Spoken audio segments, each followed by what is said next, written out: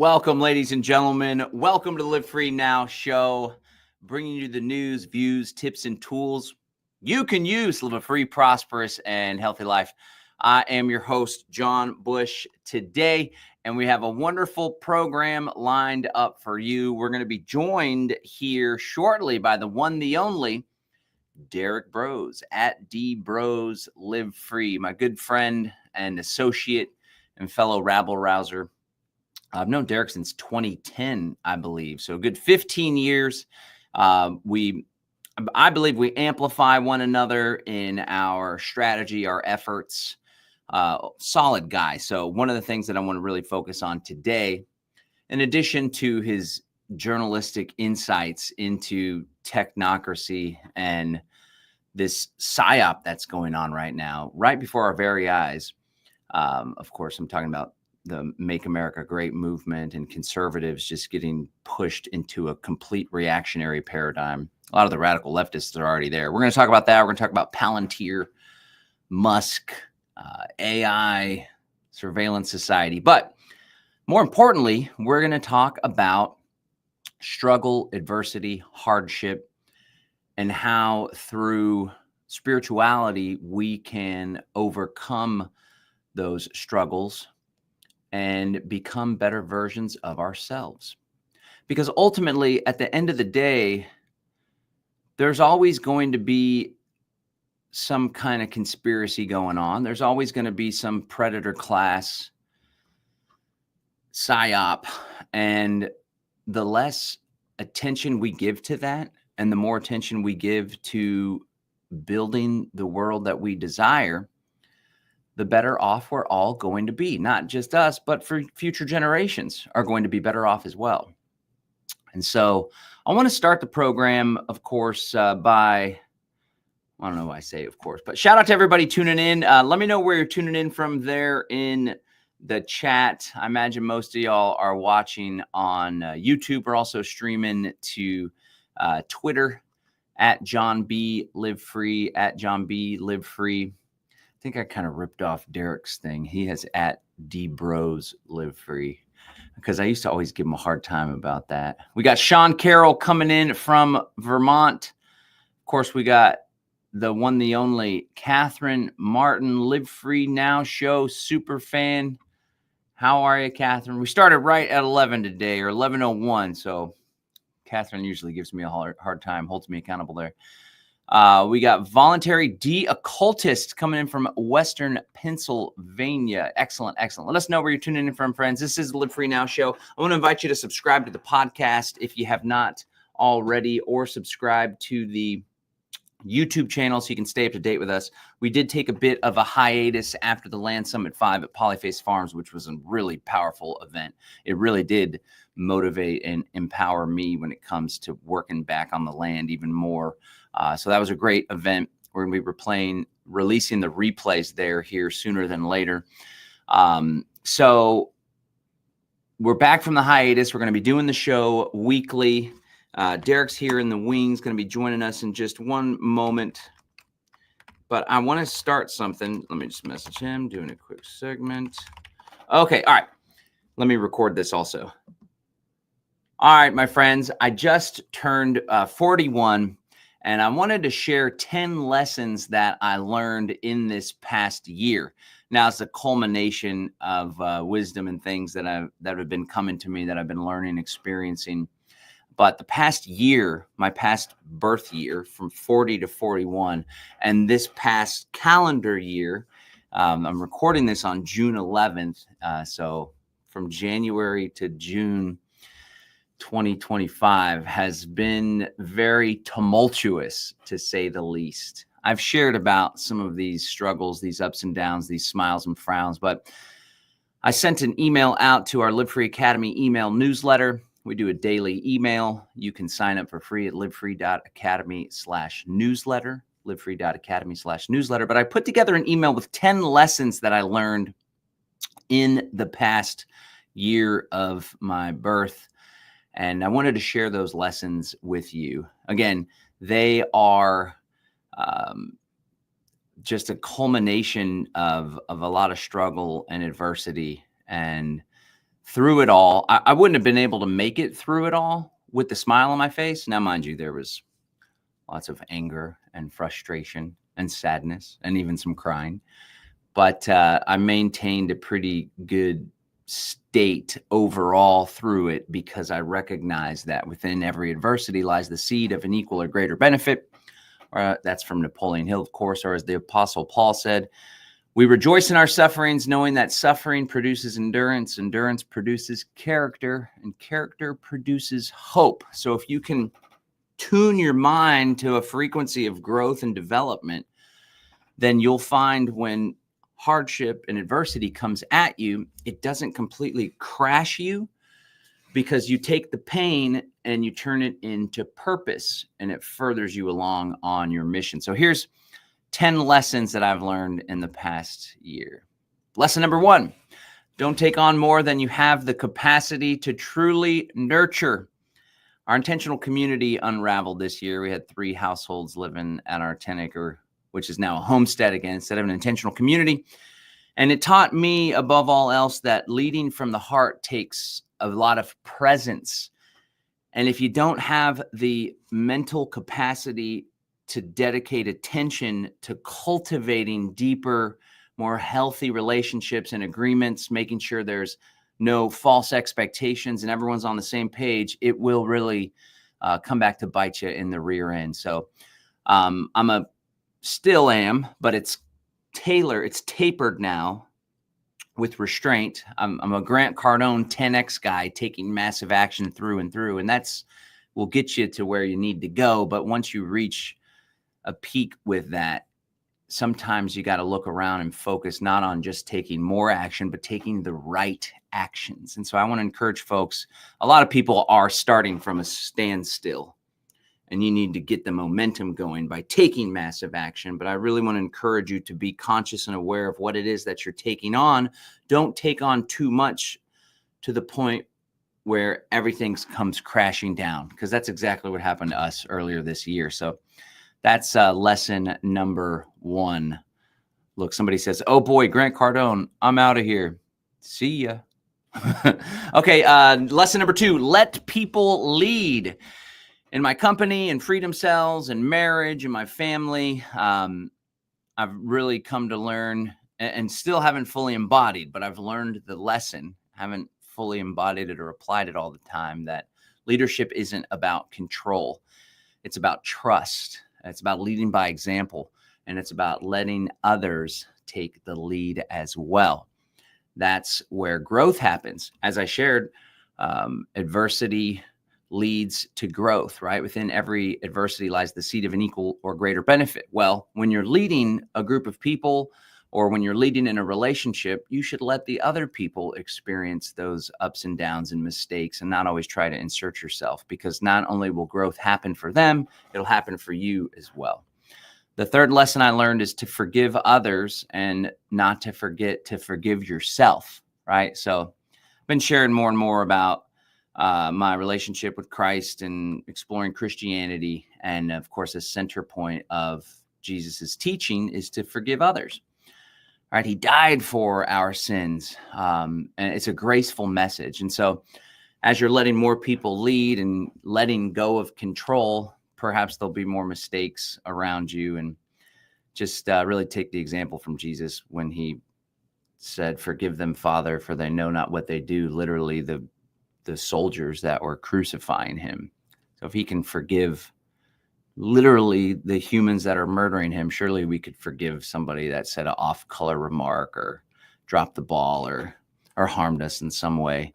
And on that same token, let's not forget to forgive ourselves, because more often than not, we're hard on ourselves, and it creates this wallowing cycle of struggle and woe is me that really makes it hard to break out of that and come back to a place of balance. So forgive others, forgive yourself.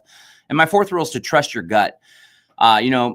41, and I've been doing activism and stuff for like 24 years now. And there's all these things that are recurring, and I'm just like a rerun, that meme. Hey, I've seen this one before. I've seen that happen in people, in movements, and you cultivate wisdom that's found in your gut. In fact, a lot of our brain and our processing power is in our gut. And when you have that little instinct, I got this gut feeling, so to speak, more often than not, you should listen to that, because there's been times when I quieted it, and it ended up biting me in the rear end. So try to cultivate and tune to that inner wisdom so that you can learn from the past and not repeat mistakes. There's a lot of wisdom in the gut. Listen to it. Number 5, be vigilant about who and what you let into your life. It's all about forgive and love, right? Like Jesus's message, but there's also some folks that just are not willing to do the work. And when those people come into your life or into your inner circle or your world or your community or property, it can really lead to a lot of hardship, a lot of tension, a lot of unnecessary stress. Now, that doesn't mean just toss everyone out and be so guarded that you don't let anyone in, but it does mean to start to spot folks that are unwilling to do the work. If someone's willing to do the work, come to the table, have a come to Jesus meeting, lay their cards on the table and get vulnerable and self-reflective, then by all means, there's opportunity for growth and connection. But sometimes you could tell that they're just not, the ego or whatever insecurity isn't allowing them to do that. So be vigilant about who you let into your life, but also be vigilant about what inputs, what social media, what dark and scary movies, what violence, what negative thoughts you let in, because that will also throw your groove off as well. Rule number 6, be careful what you pray for. This is something I realized my sister tipped me off to this, and old Jonathan England too. So if you're praying for patience, it's not just something that's just dropped into your lap. You're like, oh God, please give me greater patience and strength through what I'm going through. Yes, my son. And then you're like, yeah. No. That has to be learned through tests and trials. So you can expect that if you pray for patience and you pray for strength, there's going to be more trials coming your way. So just be prepared. Try to pray for wisdom maybe, but even still, the lessons are needed in large part for us to truly learn. And on that note, my 7th lesson is not to ignore the lessons. If there's some medicine to be had, you got to take the medicine, even if it's bitter, because if you don't learn the lesson, life is just going to keep throwing back the same situation, the same scenario, the same person, the same archetype, the same struggle, the same fight, the same argument. It's just going to keep coming back and back again until you learn from it and go above and beyond it. So don't avoid those lessons. Take the medicine when it shows up for you. The 8th lesson that I've learned is that everyone's a mirror. Everyone in our life, they reflect back our insecurities, our shadow, so to speak. And so when we're triggered by other people, more often than not, that's some underlying insecurity or underlying work that we need to do ourselves. People are brought into our lives, I believe, not for comfort, but for growth. All right. My 9th rule is to rest. All right. God created the universe in 6 days and rested on the 7th. That's what the Sabbath is all about, right? And so, like I shared before, the whole massive action thing got me to where I am today and got my business to where it is. But at the end of the day, it also can be completely exhausting and cause you to lose sight of what's most important in life, which is the relationships and those that you're close to and enjoying life. We're here to enjoy life. It's a beautiful thing. It doesn't always have to be a fight full of friction. And then my 10th and most important lesson is don't wait like I did 4 decades to build a deep relationship with God, whether it's Jesus Christ, the creator, whatever you want to call it, however that shows up for you. I do believe that there is a higher power, some universal energy that connects us all. And I think that the deeper we can tap into that, the more meaningful life we'll have, but also it'll make it a lot easier to go through that struggle, and it'll help us to find a divine purpose that can light us up with such a spark of creativity that there's really nothing that can stand in our way. And it's that which is needed in order for us to get through these crazy times that we're living in. All right, so those are my 10 lessons, guys, that I learned in my entire life, but really the past year of my life, from 40 to 41. It's been rough, but I'm hanging in there and learning and growing and sharing all that I learned with you guys as much as I can. All right, so thanks for that. Okay, that was going to be a little segment that I'll do. We'll cut that out here. But we do have the one, the only, at D Broze Live Free coming at us. Oh, it looks like you shared it there on your Twitter there. Getting a nice little boost from your Twitter. How are you there, Mr. Derrick? I'm doing good, brother. Can you hear me okay? Yeah, I can hear you. It's always a pleasure, man. Cool. And I'm always inspired by your work. And you've really been getting out there on some pretty big shows, putting the message out. So kudos to you. I'm happy to see that. Thanks, brother. I've been trying to put in the work to get out there and get to bigger audiences and try to spread our freedom-based common sense message. Because as I'm sure you're seeing, there's a lot of insanity going on right now. Yeah, it's a classic move. And it's Jordan Page performed at the Land Summit 5. And if folks aren't familiar with him, he's an old school Ron Paul Liberty rocker. He used to do a bunch of big conferences and Ron Paul events. But he's got this old song, "And the pendulum swings from the left to the right."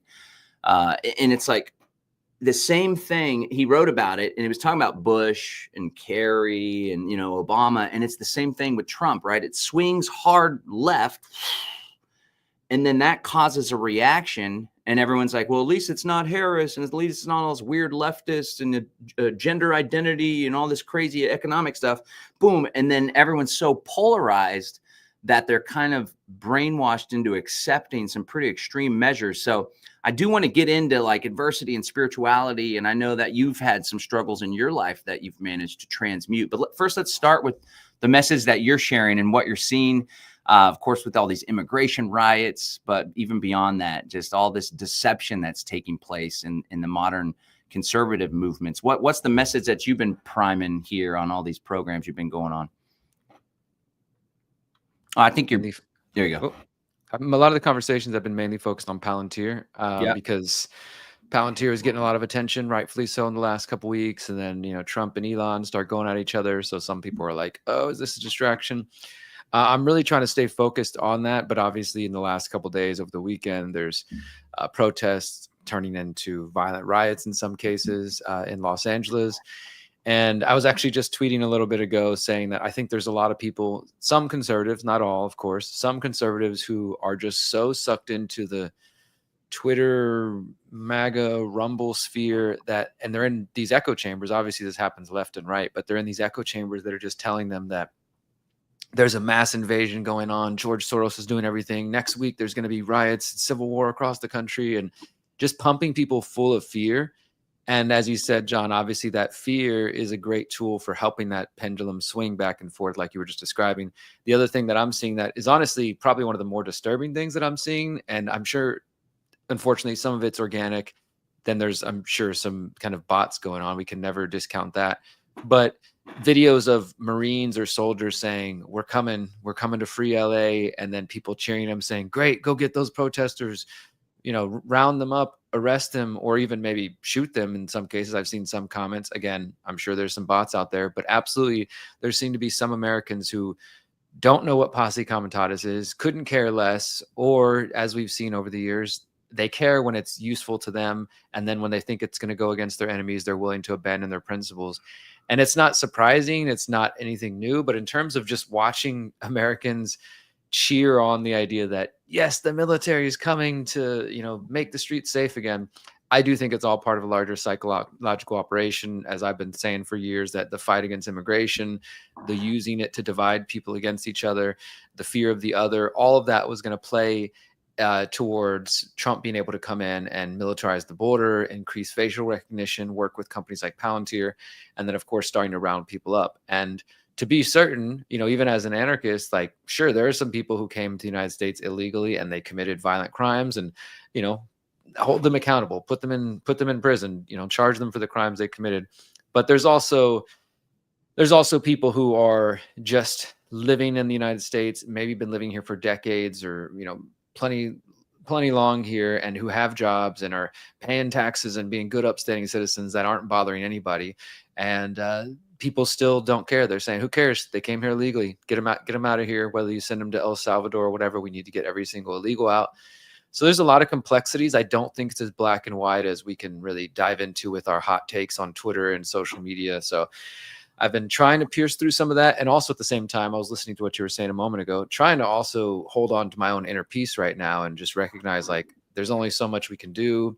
It's not going to be benefit to my health to spend 10 hours on Twitter or elsewhere arguing with people and thinking I'm going to crack through and they think they're going to crack through to me and just calling each other names. It just, I'm guilty of it like anybody else, but I'm trying to do better these days. And just these last few months of really pulling back from that, especially because I saw a really great tweet from Carrie Wedler that was talking about this, that, reminding ourselves that the propaganda, if it just gets you in a state of imbalance or you're all stressed out or you're not eating well or you're not taking care of your mental health and spiritual health, then, what good is it really doing? Okay, maybe you argued online and one or two people might have been convinced. I still believe in the battle of ideas. As you know, I think that's one area where we might diverge and, you're kind of exclusively focused on the exit and build idea. Obviously, I care about that. And that's a big part of my work too. But I do still have this piece of me that is trying to reach anybody who can be reached. And, sometimes I think that does involve going into the battlefield of ideas and trying to combat these bad ideas.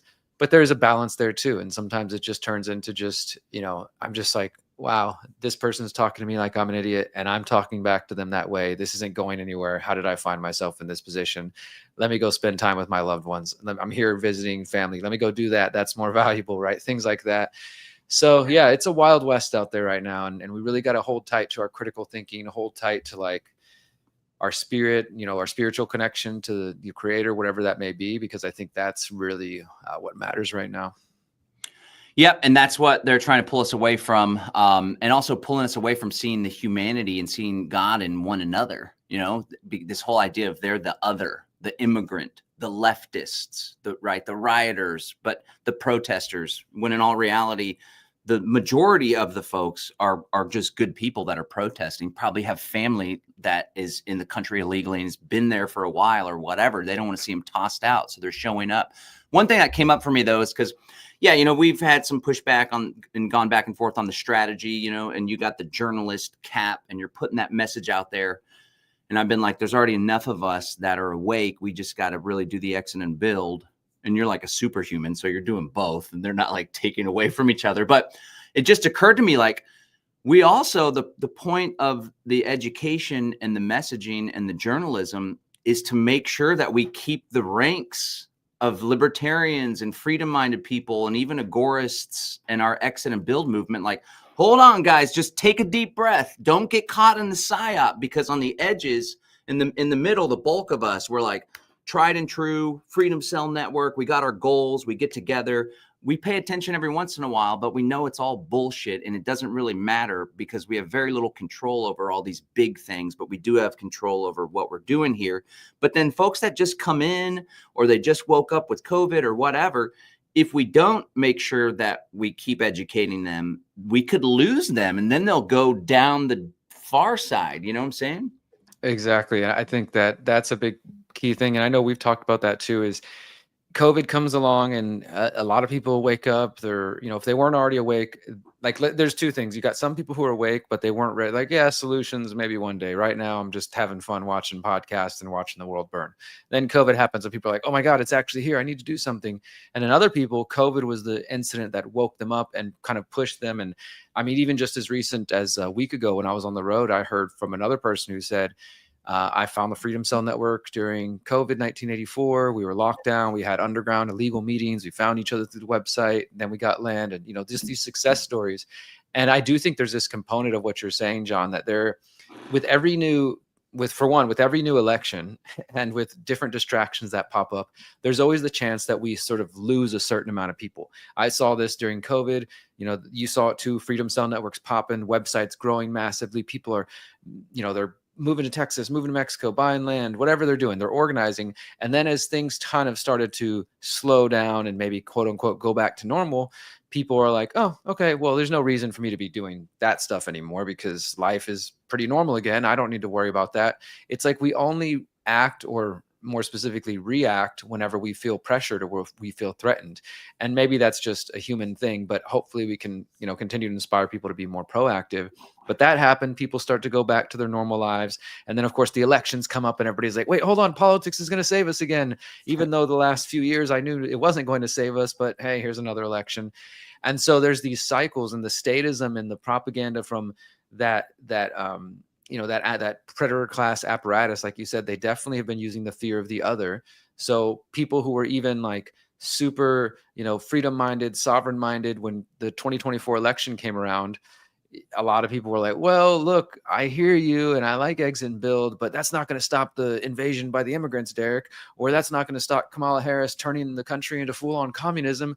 We have to do it. This is the most important election of our lifetime. And it's just, so I think these things we're going to be sort of doomed in a way to watch this happen throughout the rest of our lives. I've become convinced that there's just people that we're going to watch, people that right now are principled, but in 4 years, they won't be principled, or in a couple of years, or when some big incident happens, like right now, people are like, okay, I hear you, Derrick, but they're burning cities down in LA. And like you said, John, it's not the whole city. Like the right-wing media wants people to think like literally LA, the whole city is just consumed by fire and there's, terrorists everywhere. It's like these very isolated incidents. I actually posted a video yesterday across my social media from back in 2016 when I was in Standing Rock, and I actually filmed the provocateurs.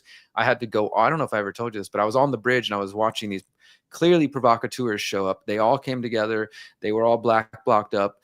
And they basically made it clear, like it went from being natives leading the charge on the bridge, opposing the cops, prayer, sage, really peaceful, kind of mindful, to this whole different crew showing up and them saying, the time for prayer is over. We tried that. Now it's by any means necessary. If you don't like it, get the F off the bridge, get the heck out of here, and just totally changing the vibe. And then by nightfall, they're starting fires or like bumping some rap. I don't know what song it was, but it was definitely like, it was something that was not good. I'll just say that. And I'm a fan of hip hop, but this was like some bad vibes, like something was going on. But as soon as, I like, and I'm sitting there filming everything, I got surrounded actually by this group of people and said, delete your footage right now. Why the heck are you filming this and that? And they literally said, if you don't delete your footage, we're going to throw your camera over the bridge into the water. And I'm there on the bridge by myself. So I complied. And then I quietly kind of walked off the bridge, and I actually snuck down under the bridge off to the side, and I filmed the entire thing from there. And I watched as the National Guard, and what we would later learn was private security service named Tiger Swan, they brought in these armored vehicles and they parked them right there on the edge of the bridge, and then every single one of them drove off and left. And within moments, as soon as they left, these provocateurs start jumping on the vehicles, throwing in Molotov cocktails, lighting the vehicles on fire and cheering. And then of course, by the morning, the car's all burnt out. It's a pretty stark image. And then the next morning, all the media is reporting Standing Rock protesters, burning vehicles, this and that. It was, and then a year later, we had this confirmed where a whistleblower who actually worked for Tiger Swan specifically said on the day that I filmed this, that there were people who were told to light vehicles on fire and that they were infiltrators. So my point is, like, these things do happen. And then you get right-wing media who like to amplify that, either because they really truly believe it or because they know that it sells clicks, it's engagement farming, it's rage bait, people are going to freak out.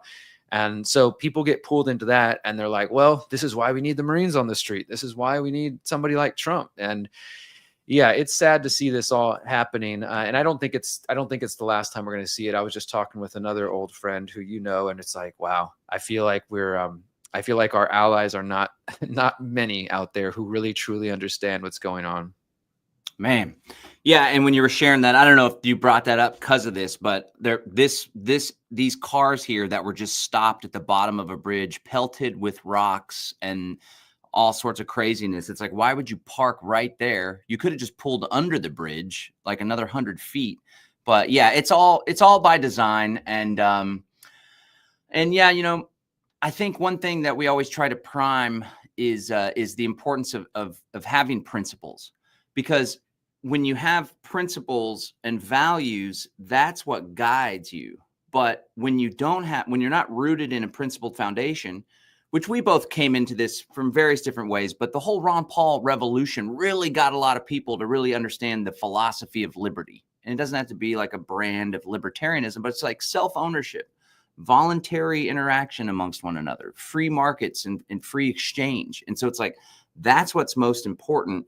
Non-aggression principle. that transcends the identity politics, immigration, and this policy or that policy. And that's the world that we're trying to build. So that's the next step, is like, these are the principles. How can we build a world and build systems that honor and allow us to embody those principles without having to always be looking over our shoulder and stuff? That's what we're trying to do with this whole exit and build and freedom cell thing.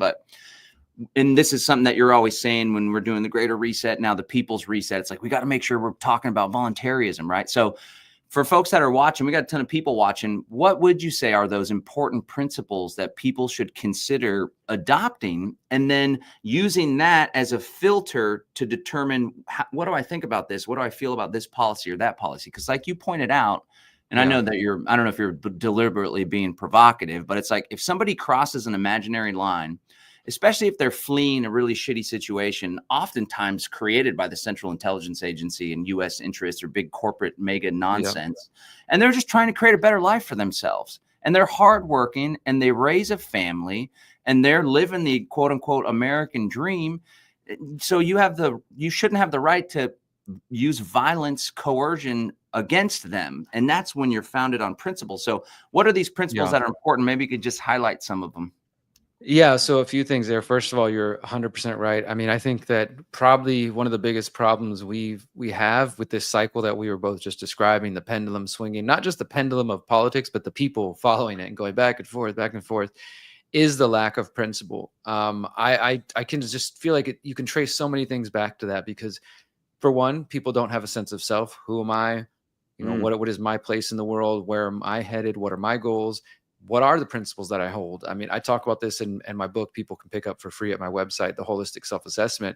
You have to first understand yourself. And then from there, you can kind of go further and, okay, well, now that I have a sense of who I am and what I'm after and what I believe in, what are the principles that I hold, dear to me? And most people consider themselves to be moral or ethical people, even if they haven't stopped to really kind of write those down. What are my actual principles? What are my actual morals? What do I believe in? But when we start with the foundational principle, that's sometimes known as the non-aggression principle, the golden rule, like you said, self-ownership, sovereignty of the individual, the idea that I am a free, powerful person in my own right. I have the right to decide my own affairs and my own life, and that nobody out there hearing this has any right to use force, fraud, or coercion on me to make me live the way they want. And definitely that applies to government as well. I think most people do hold that true.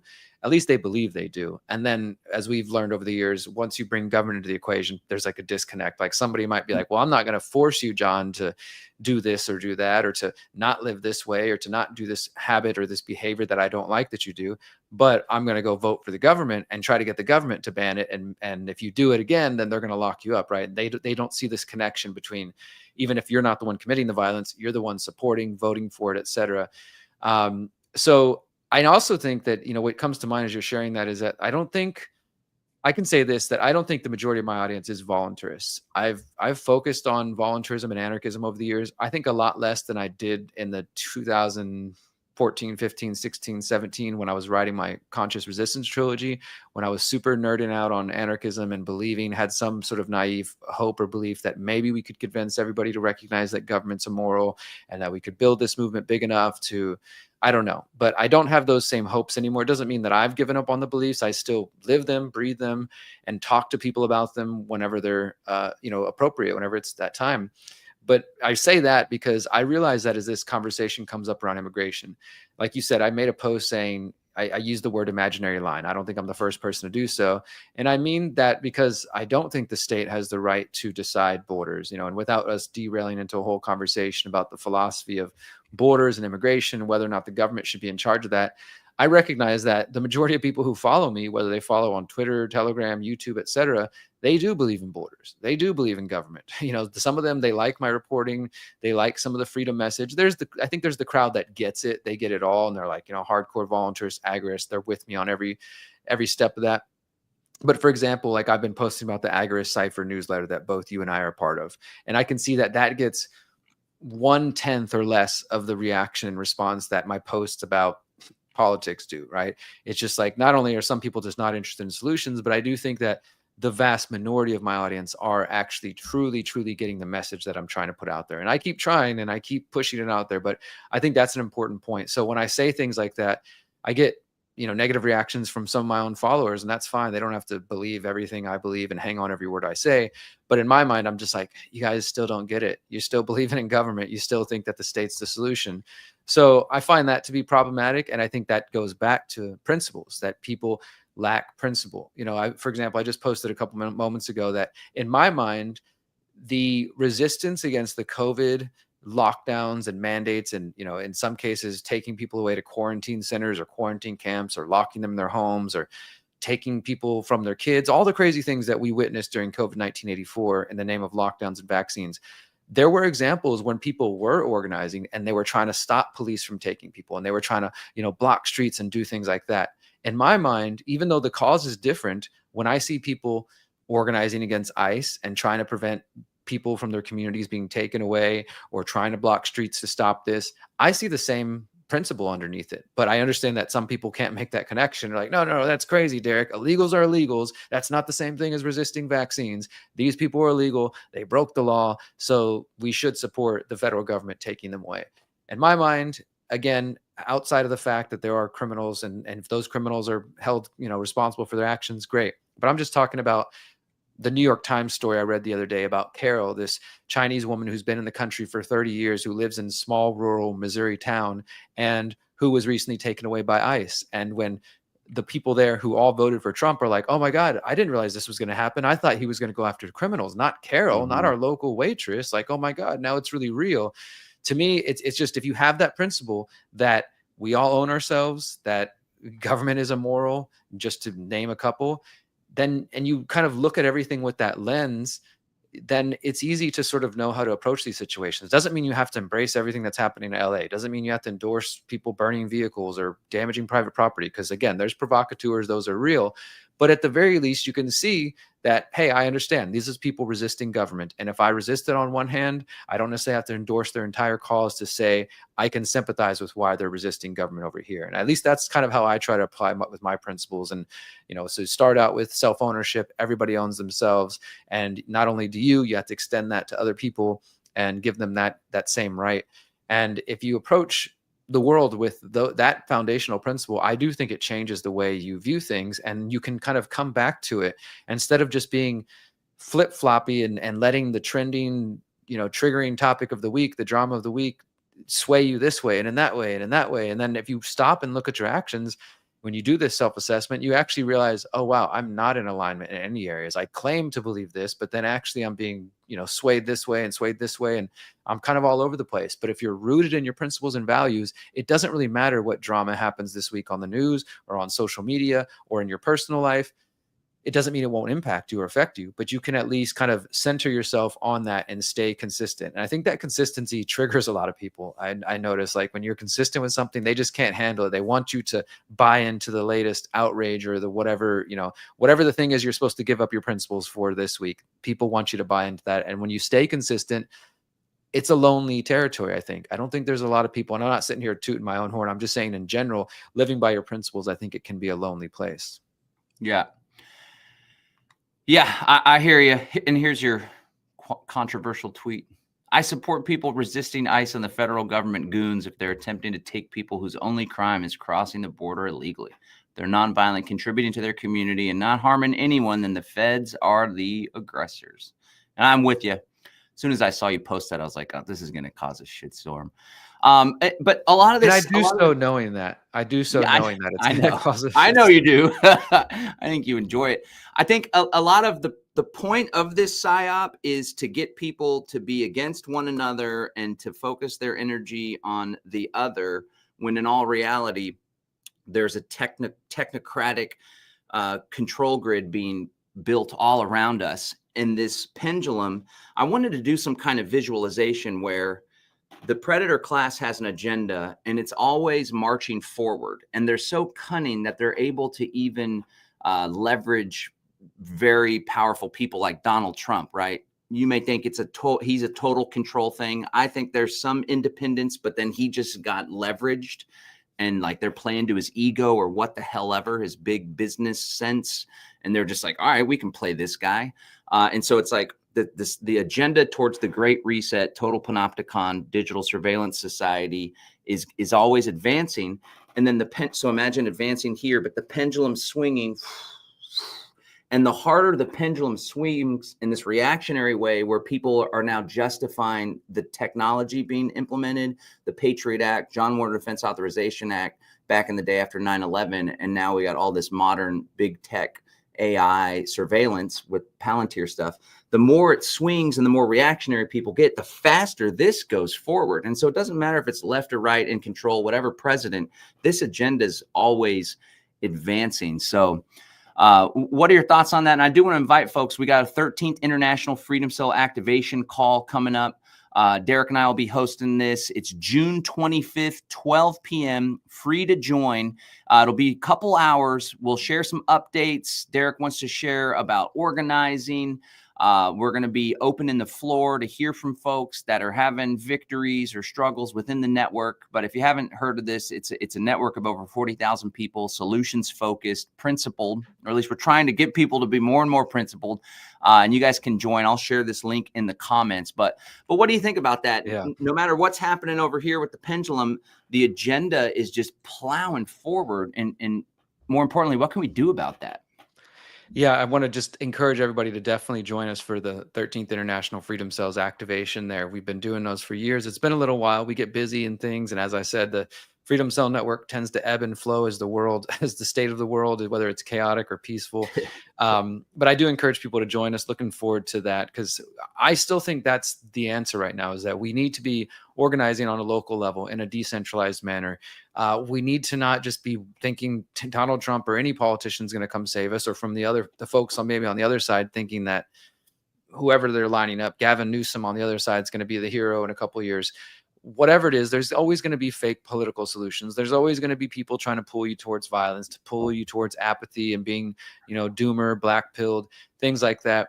And I don't think that's really going to help anybody. It's definitely not going to help us, and it's definitely not going to help the coming generations, which I think really is what we're fighting for in the world that we're leaving them.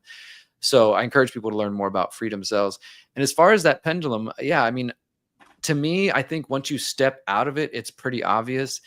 I also realize, man, it's such a headache trying to talk to people on the internet, because, and I want to get better. I'm like, calling this out. I want to get better at blocking and just ignoring people as soon as I recognize this is not going anywhere, because I do genuinely enjoy engaging with people when I feel like we can have a healthy discussion, as people have witnessed with me talking with Ian Carroll for 2 hours and totally disagreeing. Yeah, that's bore a lot of fruit for sure. Yeah, exactly. And people, and I'm realizing that people enjoy that. That's not something that people are used to these days. What they are used to is what the trap that I'm guilty of falling in with other people, which is like, you're an idiot, back and forth. And that's kind of how people expect dialogue to be these days. And I hate it. I really hate that. Like, when I ask someone a genuine question on the internet, they're kind of already in fight mode and they're ready to yell at me and say something like, yo, hold on. I was just genuinely curious about this question I asked you. I wasn't trying to set you up for a gotcha or something like that. And vice versa. People ask me something and I might kind of come off at them a little quick because I'm getting attacked on social media and I have to pull myself back. But okay, take a breath. I hate this though, because I think this is part of the psychological operation, this 5th generation warfare, weaponizing social media. I think we need to recognize that so many of the tools that we know can and do sometimes play a role in benefiting us, in this case, social media, the internet, stuff like that, it has been weaponized to a degree that most people cannot imagine. Not only the algorithms showing you certain things they want you to see, the trending topics you can't trust because they might tell you something's trending, because we know that Facebook and social media have run tests to see how it affects our moods. It can make us angry. It can make us happy, jealous, insecure, all this stuff. It's a real thing. That is a real battlefield out there. And we don't think about that when we pull up our social media accounts and start scrolling, but it is a battlefield out there that is intended to manipulate our emotions, to have us arguing about something, this and that. And we have to find ways, I think, to rise above that. In fact, I don't use Instagram often. And the reason that I love it better than any of the other ones is because I don't use it often. When I go there, the little feed, if I check it, it's just animals, because I look up animals. It's like, okay, this is the most peaceful place for me on the internet, is just like the social media I don't use at all. When I get on the other social media feed, and regen agriculture. See, that's all. I mean, I feel like there's a place for all of it, right? You were talking earlier about how I do spend time trying to reach people. And part of it is because I've taken on the role of being an independent journalist and a writer, and I love it. This is my passion. But I do try to temper that with educate and then pull towards exit and build, educate and then pull towards exit and build, pull people towards my presentations. I think that the presentations I've given over the last decade are vastly more useful and impactful and motivational and inspirational than the vast majority of my articles. I think I've done some great journalism and exposed some different stories, and I will continue to do that. But again, I'm always trying to hook people in, especially those who are just in the sort of becoming awake and looking for answers stage of things, get them into the pyramid of power, get them into the articles, and then pull them in and teach them about freedom cells, teach them about exit and build, encourage them to watch my presentations, which are all free at theconsciousresistance.com. And I've been speaking publicly for 12, 13 years now. And everything that I share as far as solutions is in those talks. And so I do see the balance of trying to pull people in that. And sometimes I think I'll go too heavy on one side and I'll put too much of my energy into the, online battling and the sort of battlefield of ideas, and then try to pull back and like, all right, I just need to lead by example. I just need to pull, into that. And that is what I'm doing as well. I do want to make that clear. I mean, we paid off our land for the Conscious Agora in January. We are just like, well, I'm in Texas right now, but right now our caretaker's there and we're starting our food forest. As of like today, he's taken out some pines. We're starting to transplant some of our agave. We're getting ready to put some mango trees in Mamey. We're working on our spring, our ponds, and like, hopefully if everything goes well in January, after the People's Reset, we'll be having our first little mini retreat and bringing people to the land. We're going to start building our community center. Like, I'm actively working on these things, even if I'm not talking about them so much on social media.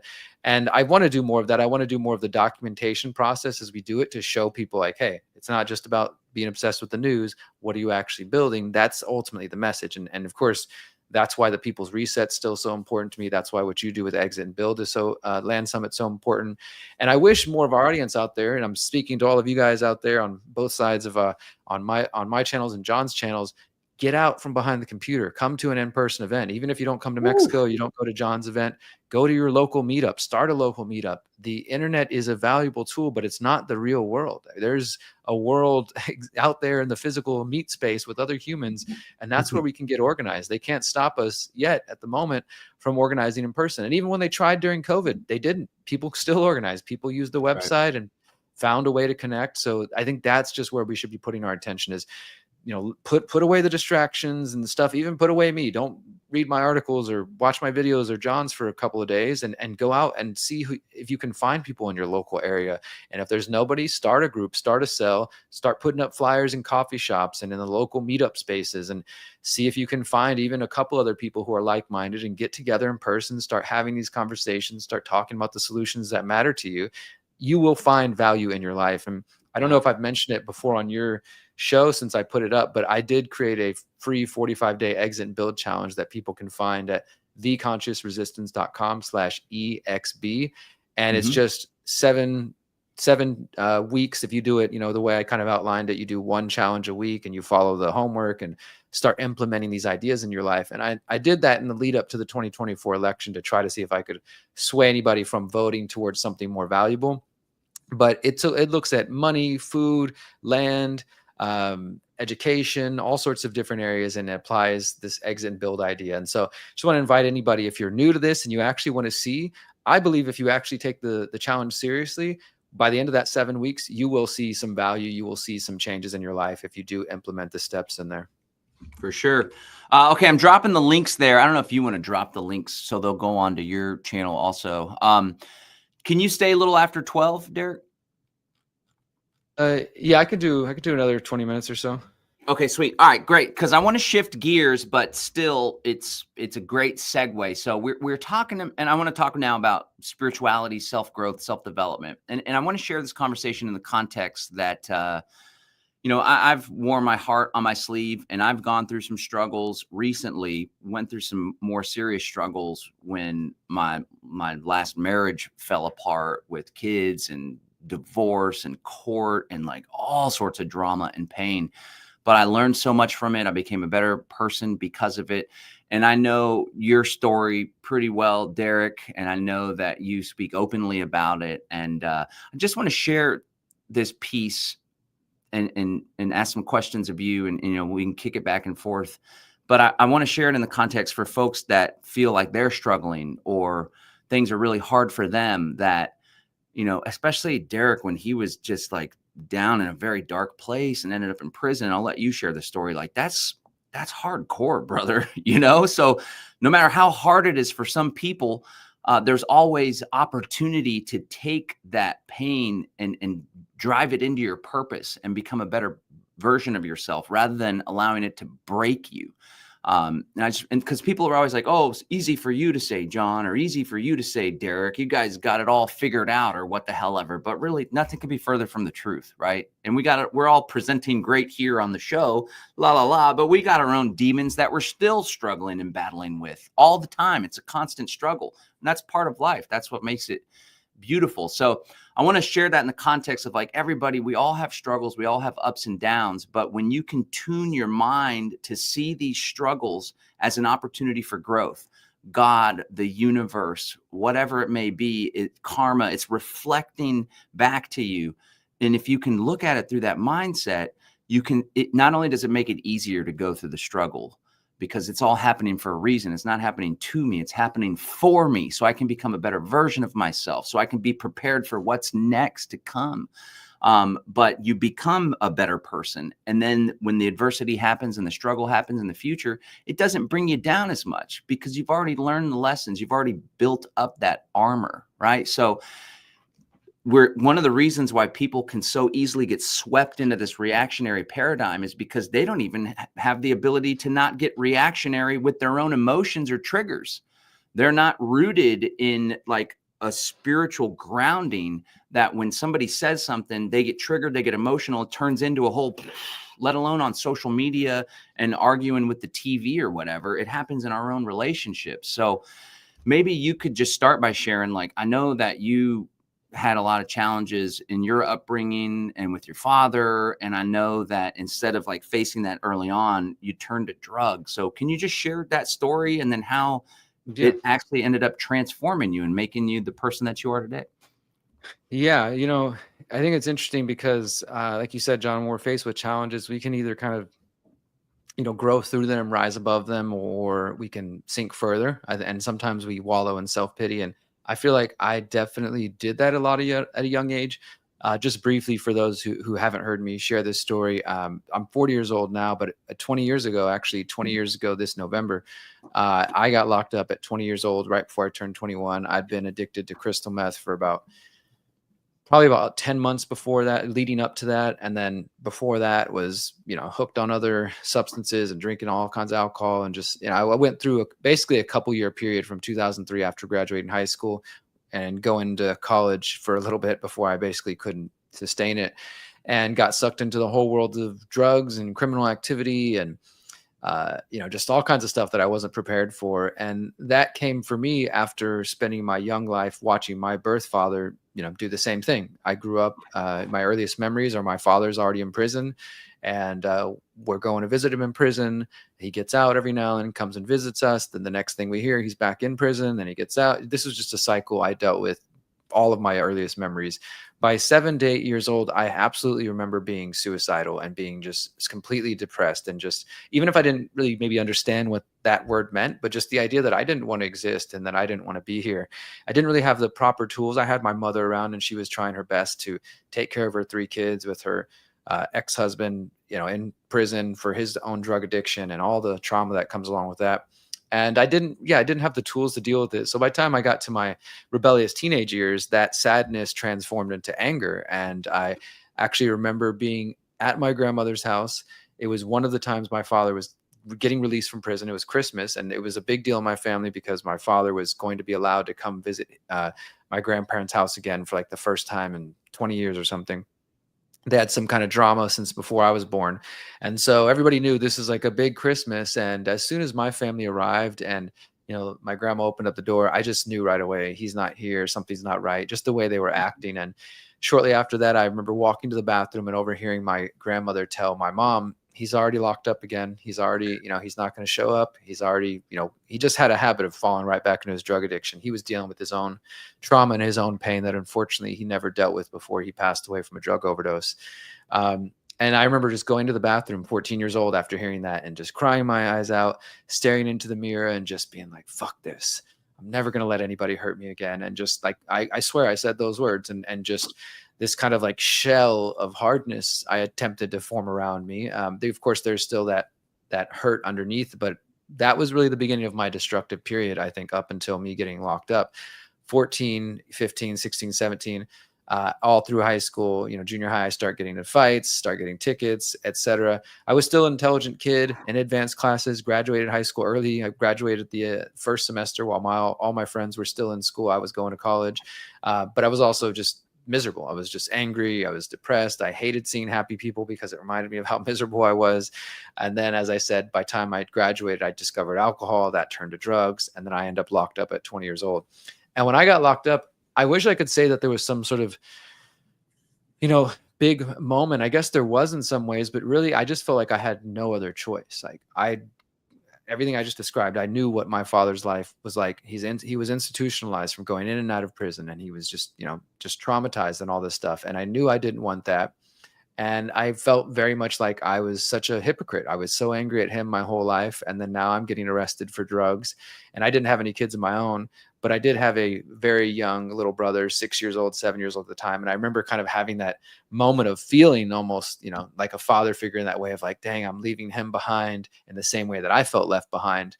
And all of those feelings and emotions were enough for me to be like, I got to get my shit together. I can't do this. I could clearly see there was two paths in front of me. And one was the path of familiarity of what I used to call the family tradition, going to prison, drugs, alcohol. It's very prominent on both sides of my family, going back at least 3 generations from all sorts of trauma.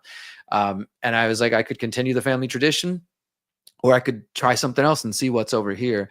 And so while, like I said, it's 2 paths, 2 choices, ultimately it felt like there was no choice. I had to change. There was no other option. It was, I guess that's what people consider rock bottom, right? It was like, that was what I felt like the lowest of low. My family couldn't help me. My girlfriend couldn't help me. I'm facing at least, I got convicted, felony drug possession, 2 years sentenced, and I was going to do at least a year of that. And in that place, it's just like, there's no other choice. I can just sit here and be angry. I can sit here and be sad. I can become a better criminal, which is what some people do when they're locked up. Or I can really figure out like how the hell I got here and make whatever choices I need to do to make sure that I don't come back.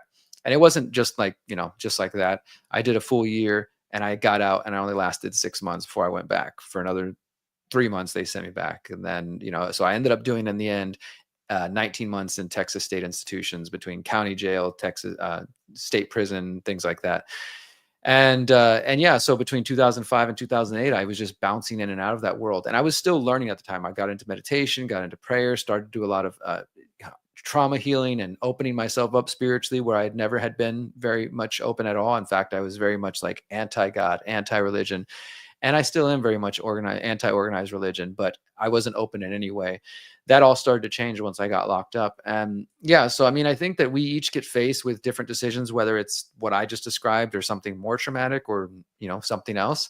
And it doesn't really matter. Ultimately, they're all challenges that we face as human beings, and we have to decide what really matters to us. I just recognize that spending my life behind bars, that's not what was for me. I had no idea this was going to be the life before me. I wasn't an activist in any way when this was going on. I had no intentions of being an activist. This was nowhere in my mind at all, this reality. It was just, I got to fix my life. And once I did that and I got out, all of these beautiful things that are now a part of my life started to present themselves. I got out as a felon. I had the experience of being a felon and started to go down that rabbit hole. And eventually, like you said, I found Ron Paul, and the rest is history. But this traumatic stuff happened well before that. And so I think that whatever challenges you face, you have to find that strength within yourself. And there's nothing you can really do, whether you're talking about drugs, whether you're talking about people who are just living unhealthy, whether they're just not content. A lot of people aren't using drugs. They're not gambling. They're not addicted to sex. They're not, they don't have any of that sort of stuff going on, but they're just not happy. They've got all the appearances of happiness. They've got the house, the cars, and, the typical American dream we're all sold, but they're still not happy. For some people, that dream fulfills them, but I think there's lots of people who chase these things because they're shown them through media and propaganda, but ultimately they don't have that spiritual element and that sort of being content with themselves. And that took me a long time. The root of all those problems I described for myself was self-love and self-worth. That I had none of those things growing up. And it wasn't because I didn't have a mother showering me with love. She definitely very much did, and did her part to like try to be there and be mom and dad to me and my brothers and sisters. But I just didn't have it in myself. And part of it was related to my father. But ultimately I had to accept it's like, he's not going to give that to me. You know, I can't sit around and wait forever and expect that. And especially since he's passed away, it's like I had to find peace within that. I have to find some level of self-worth in here to give a damn about my own life. And when I was very young and I was dealing with all that depression, I had none of that. That's why I was suicidal. That's why I did a lot of self-harm and cutting myself and drug abuse and things like that. And it took a long time. And I'm not going to sit here and say, even today, that things are perfect, right? Like all people, I face insecurities and my own challenges if I let myself go down those roads. But I've learned as an adult not to avoid those things, but I've learned practices that for myself kind of keep me focused on that and not allow myself to get sucked into judging myself and comparing myself to other people. And just really honestly, I just trust that God, creator, whatever people want to say, put me in prison for that reason, so I could go through that. And then I could be here sharing the things I have now. And I just trust every day that this is what I'm supposed to be doing. And the opportunities that are supposed to be before me are going to present themselves. The people I'm supposed to meet, I'm going to meet them. The people I'm supposed to connect with, there's nothing I can do about it. It's going to happen. So I just have to wake up every day, do my best, and just keep going forward. Well, you're doing a pretty damn good job there, Derrick. And I appreciate how you're vulnerable and you share all that. And I know that it's really fulfilling for you when you share that. And there's folks in the audience that come up, or you get messages about people that are struggling with addiction and some pretty serious trauma. So thank you for sharing that. Let me ask about emotions. You know, as you know, I was a pretty heavy kratom user for quite some time. And then even when I was a light user, when I stopped, it was a couple years ago that I took a very large break, and then I went to Confluence that Zek would put on. And Alex Zek's on point too. And I think he really, I wanted to bring him up to try to shift the conversation, but I had a different angle. But when it comes to like not being political and not being swept into all this reactionary stuff, he identifies people just not being rooted in a sense of self and a sense of empowerment, self-belief, knowing oneself. That's why they can just have some identity impressed upon them, because they don't know their true identity or their true power that lies within all of us. A lot of people have lost their way by design. But I went to Confluence, super transformational. It was not this most recent one. It was 2 ago. It was when the eclipse was taking place, and I had quit kratom for the first time. And I was like 1 or 2 days into it. And then I was at the event, and it was a 5-day event with no kratom at all. And one of the biggest things that I recognized when I started fully feeling my emotions again. Now, mind you, I would feel them before and would still have anger and some sadness here and there, but it was kind of muted. And now kratom serves a purpose if somebody's like really, really, really in a bad spot and they're lashing out or they're abusing substances that'll kill you, right?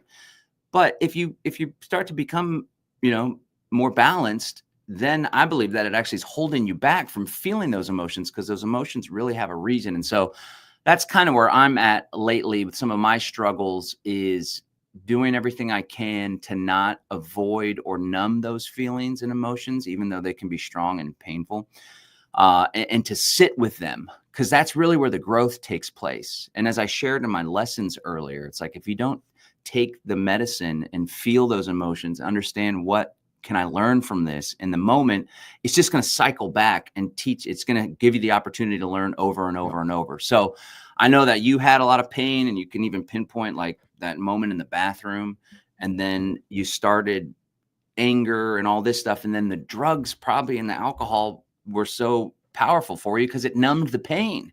But then I guess in prison, you didn't have the ability to numb it anymore. So you didn't have much of a choice. But can you talk about the role emotions and nowadays, obviously you've done so much work, but I know that strong emotions still come up today in the present moment. Sure. What kind of modalities or tools do you use to not only learn from the emotions, but not let them take control?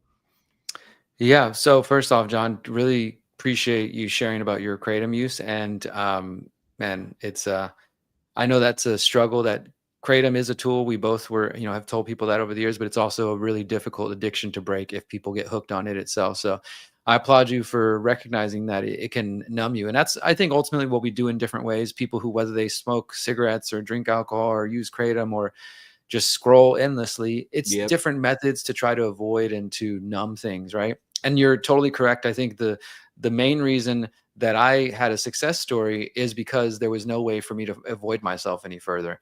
That doesn't mean, of course, everybody who goes to prison has success stories. You still have to make that conscious choice. That I was going to mention that earlier, like with my father. He just, there was nothing I could do, the lawyers could do, my grandma could do. Everybody pleaded and cried and told him how much they love him and they want to help.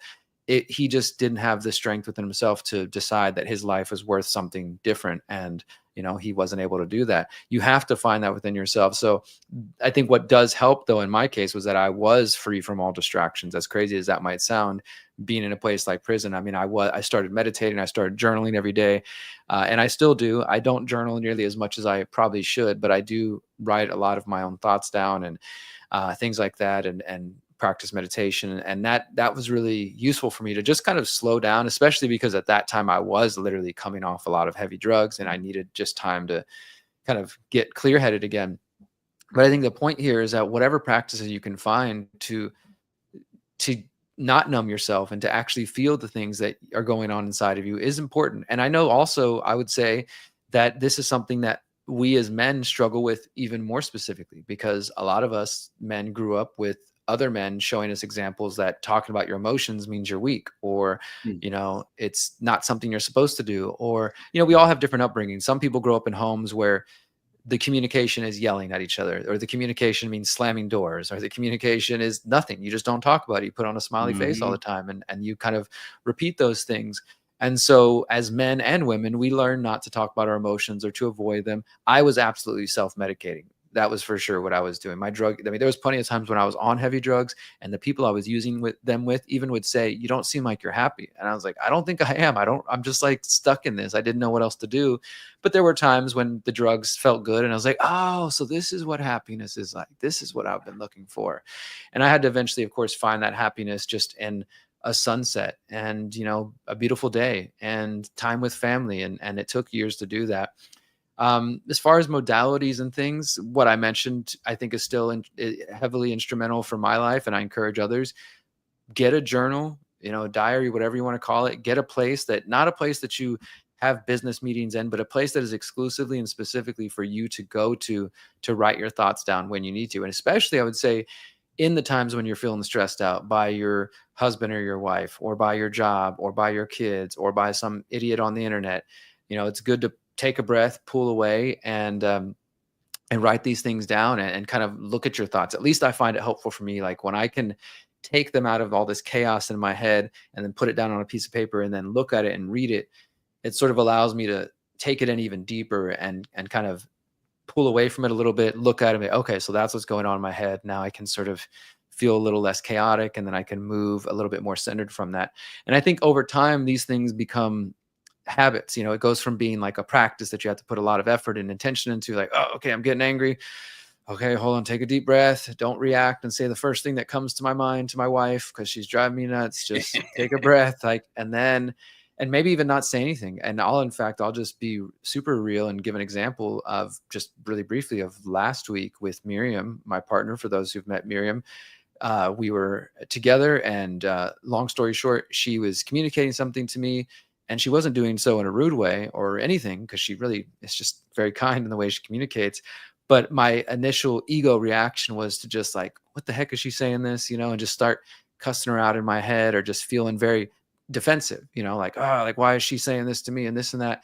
And I didn't say anything of it. And this is, I think, part of that process. Younger Derrick would have just said the first thing that came to mind and said, what the fuck are you talking about? Who are you? Why are you telling me this? You don't know anything. And all that reactive stuff.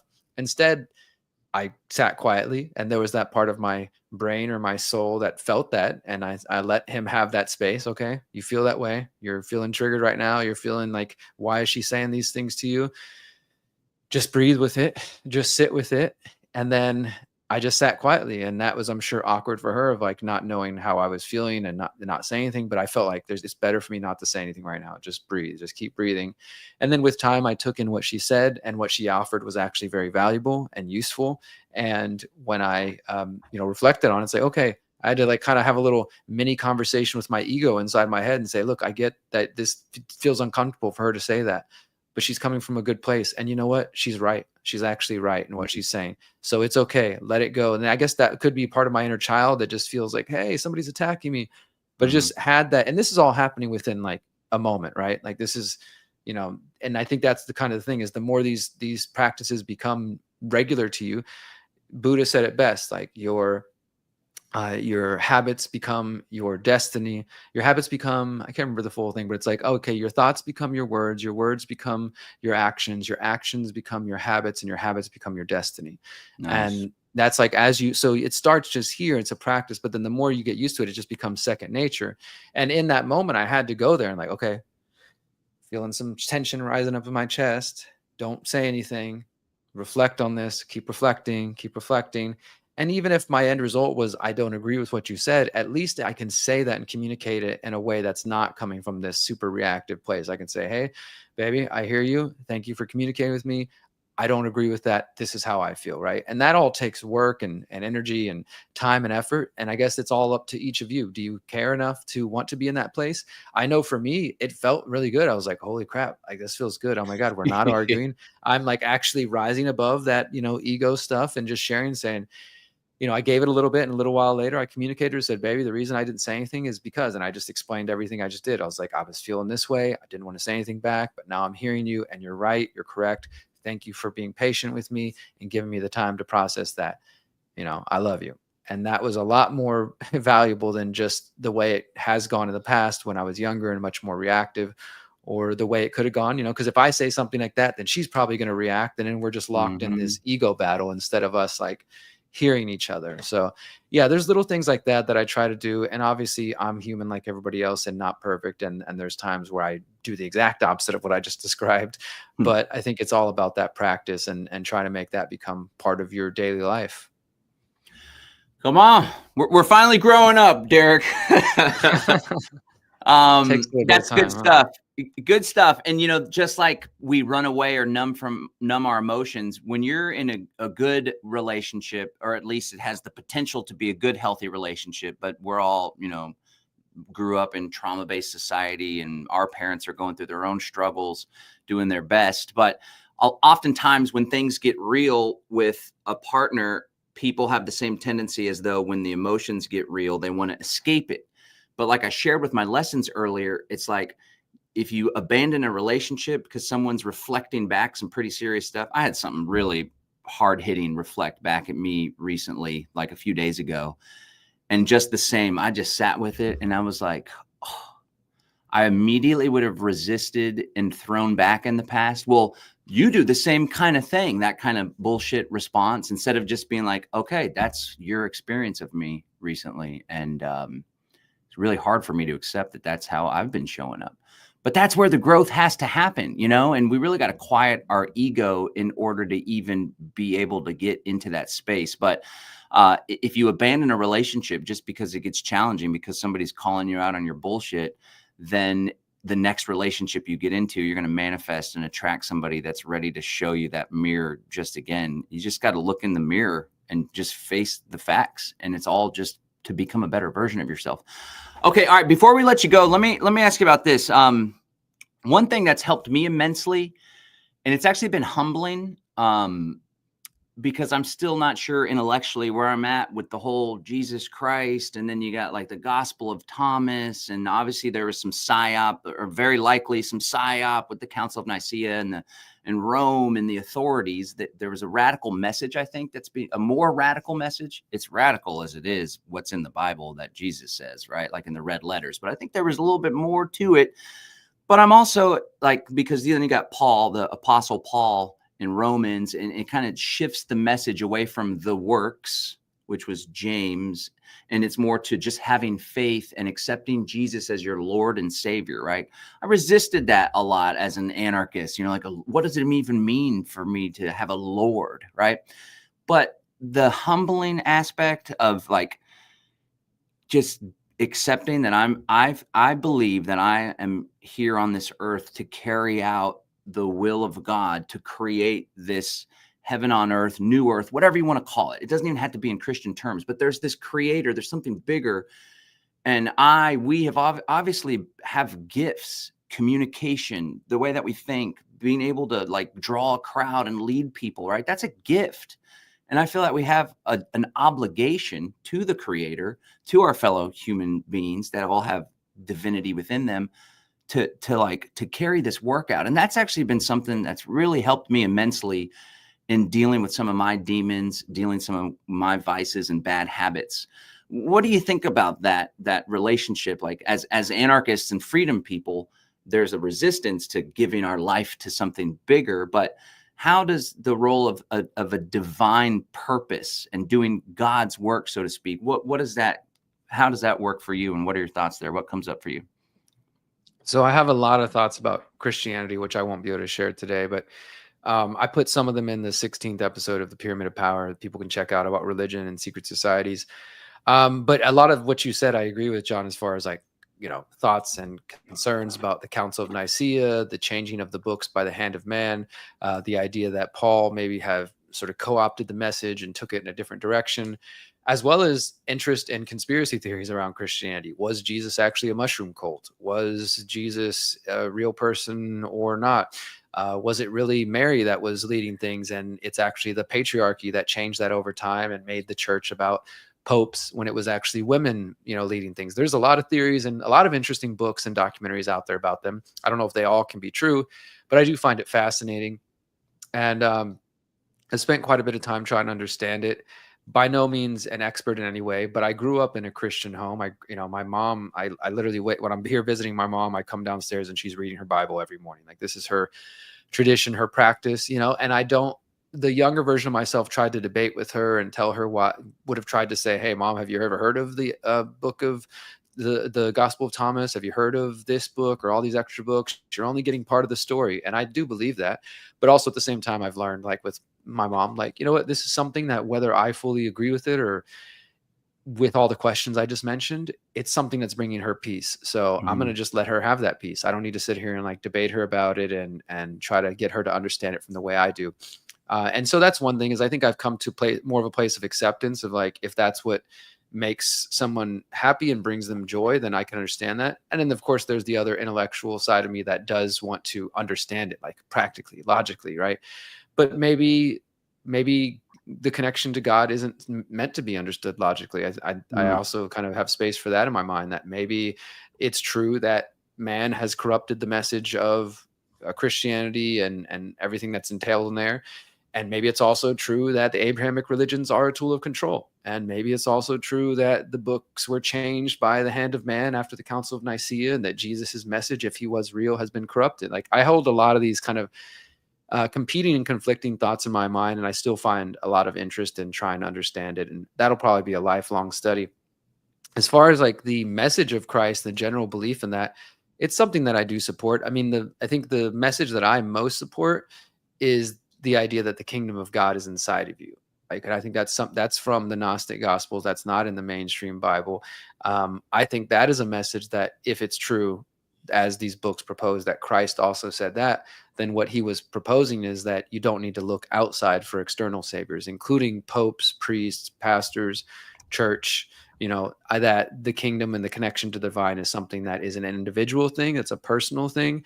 And, Christ was allegedly saying, go out though and spread the gospel and spread the message. But I don't think he said form mega churches and do, all the things that we're seeing today that I do have problems with. I think instead, like, the message was that there's a way for each of us to connect to the divine, to connect to the spirit, that is individual and unique. And of course we can build community around it. I don't think that one needs to say, I give my life over to Christ, or whatever the magic words are. And I don't mean that in a mean way. That's just kind of how I see it. That to me seems like a very man-made idea, that like, say these words or you're not going to make it in, and you're going to, be bound to burn in lake of fire forever. that's just not something I can jive with. And maybe I'm wrong. Maybe that's what I'm going to be doomed to because I don't believe in that. But I do think for a lot of it, it seems like man-made ego and, just those are not characteristics that I would ascribe to an almighty, all-knowing, omnipotent, omniscient God, that this sort of say these special words, otherwise I'm not going to accept you and love you and welcome you into my kingdom sort of thing. I also have problems, with, not to get too far off track, but with this sort of patriarchal God as a he. I'm not saying God is a woman either. I just think God is probably beyond either of those designations, that we can understand. And so there's a lot of, and him with the capital H and he and this sort of thing in Christianity and the Abrahamic religions in general that I have philosophical issues with. That to me, it's just like, and the way that I've been taught with the creator, what we call the Lakota word is Wakantanka, which means like the great spirit, the great mystery. That is what most native traditions teach about. It's this idea that the creator is beyond something that we can even understand. And the creator is the grandfather stones. It's the plant nation. It's the animal nation. It's the human nation. It's everything that we can see and that exists around us, even the horrible parts. And that creator breathed life into all those things. And so I feel like creator gave me a specific task, gave all of us a specific task, breathes life into us. And by protecting the earth, by recognizing the beauty in nature, by protecting your fellow man, and by being a good person, you are embodying, whether it's that Christ consciousness or just a respect for the divine, you're connecting to the creator. And so that's kind of more where I come from. That doesn't mean that I don't think that Christ doesn't have some things to offer or other things like that. But I tend to see I think people might put themselves in a box almost and think that if I'm not going into this church or if I'm not saying these specific words, etc., then God is judging me. And the God that I believe in, the creator that I believe in, is above and beyond those sort of human designations and judgments. Love it. Yeah, I appreciate that. And I think the whole Yahweh, Christian God, long white hair, beard kind of vibe is just something that makes it easier and people more comfortable to even contemplate what God is, female, male, or whatever. Yeah. And I think it's an energy, and it's okay to not understand that. Like you said, like the intellectual part of us, that's also like an ego part. Like I got to figure it out. I got to have a grasp and control over it. But in all reality, I appreciate that in the Lakota tribe, it's known as a mystery. It is a mystery. And that's what's beautiful about it. And yeah, so the Gospel of Thomas does go deep within to it, the self-knowledge and kingdom of heaven within. That's also in the canonical gospels. When he was asked by the Pharisees, when will the kingdom of God come? And he said, no, it won't be like, look, here it is, or there it is. The kingdom of God is within you. Right. So it's there, it's in both. And I think it's a very beautiful thing. So, hey man, it's always great having these conversations. We could go on and on and on for hours on end, but I think this was really powerful. And I just want to say, I respect you and I really appreciate you and not only your contribution, but all of your growth over the years. It's been a pleasure to call you a friend. Thank you, brother. I appreciate it. And the same back to you, man. Thanks for having me on. This is a fun conversation. And thanks everybody for listening. See you guys out there. All right. Peace. All right. Thanks, Derrick. All right. There you have it, ladies and gentlemen. This was our first show back after a few week hiatus since the Land Summit 5. I thought inviting Derrick would be great. So I want to thank you guys for tuning in. Again, this is the Live Free Now show. We're going to be doing this every Wednesday. For now, 11 a.m. Central every Wednesday, where I'll bring you news, views, tips, and tools you can use to live a free, prosperous, and healthy life. We'll be talking about growth, reflection, exit and build strategy, practical tips, and really just having an all-around good time with life. I want to encourage you guys not to sweat the small stuff, to look on the bright side, and to take a deep breath, because everything is going to be okay. All right, guys. Remember, we got the Freedom Cell International Activation Call coming up. The activation call coming up June 25th. That's a Wednesday, June 25th at 12 p.m. Central. I dropped the link. Let me drop it one more time. I'm not sure everybody's going to get it as I drop it here. You can always join us on our daily email newsletter, livefree.academy/newsletter, livefree.academy/newsletter. If you want to stay in tune with all things going on with Exit and Build, with the events that we put on, opting out and all that stuff. livefree.academy/newsletter. And we'll definitely keep you in the loop on this activation call coming up. Okay. Thank you so much, everybody, for tuning into the stream. Really appreciate you. Until next time, peace and freedom. Bye.